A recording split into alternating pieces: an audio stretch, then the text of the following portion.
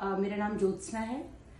मेरे किसी फ्रेंड ने एक्चुअली मुझे सजेस्ट किया था फोर्टिस में डॉक्टर नरेश कुमार गोयल सर के लिए, तो मैं अपने ब्रदर को लेकर यहाँ पर आई थी। और जब हम डॉक्टर साहब को मिले तो हमारा जो फर्स्ट एक्सपीरियंस था वो एक्चुअली बहुत ही अच्छा था। कई बार होता है कि जब आप बहुत पैनिक सिचुएशन में आते हो और सामने से आपका डॉक्टर का रिस्पॉन्स इतना पॉजिटिव होता है कि आई थिंक मुझे लगता है कि आपकी हाफ प्रॉब्लम वहीं सॉल्व हो जाती है। So doctor Goyal came into my brothers life like a blessing.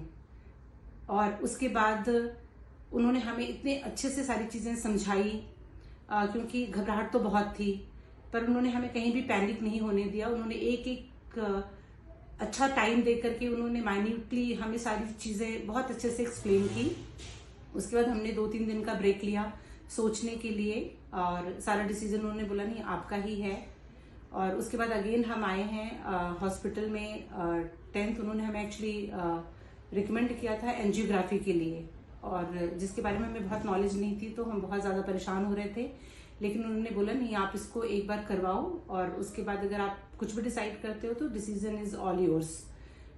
और उसके बाद हमने एंजियोग्राफी कराई, और मेरे ब्रदर का एक्चुअली बहुत ज़्यादा ब्लॉकेज था, लेकिन और डॉक्टर साहब ने हमें बहुत अच्छे से वो सारा कुछ एक्सप्लेन किया, अंदर रूम में बुला करके एक एक चीज़ उन्होंने हमें शो की। और फिर हमने उनको बोला कि नहीं हम एक्चुअली स्टंट पे ही जाना चाहते हैं, और उन्होंने उस चीज़ को हमें सारा बाईपास का और स्टंट का बहुत अच्छे से उन्होंने हमें एक्सप्लेन किया। और लकीली मेरा ब्रदर अब बहुत बिल्कुल फिट है।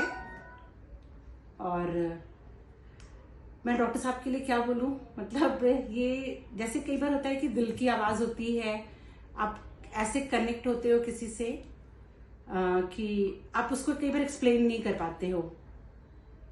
तो मेरे लिए तो वो बस हमने बस वो सेइंग्स में सुनी हुई है कि डॉक्टर्स गॉड की तरह होते हैं, और वो मेरे लिए तो सच में गॉड ही हैं।